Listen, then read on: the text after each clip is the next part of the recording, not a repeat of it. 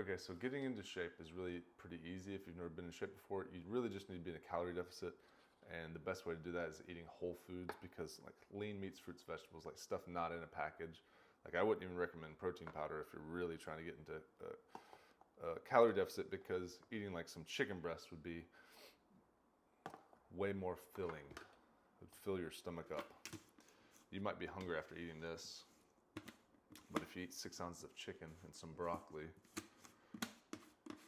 it's gonna fill you up a lot longer. Which brings me to the point. I just use 2 scoops of that, and then I use a little creatine. So which brings me to the point of how do you lose weight? And because I gained some of my weight back, right? And what I noticed was, because I've been struggling to get back into my routines, I lost my routines. Here's what it is. When you are on a program, let's see, with my coach, he does pretty old school bodybuilding. It's like 6 meals a day, right? So the reason that works so well is because you're having to, it's an additive thing, which means that you're having to add food in. So let's say, like, honestly, it's 7:30, 7:20 in the morning. I wouldn't normally be eating right now if I like wasn't supposed to. Like if I didn't try to eat 300 grams of protein today, 6 meals, I wouldn't be trying to eat.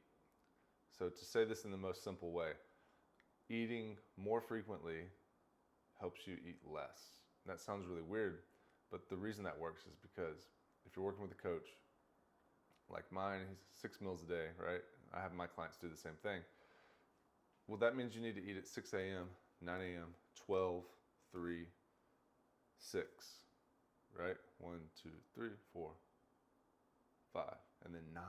That's every 3 hours. So by doing that, you don't overeat.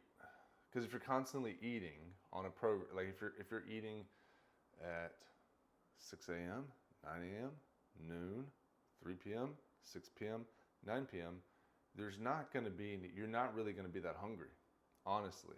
So you're not going to be like, oh, screw it, let's just eat, chips and bread and whatever.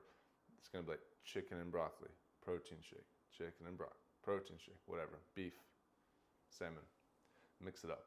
So the point is, the more frequent meals and having an actual structure keeps you from overeating.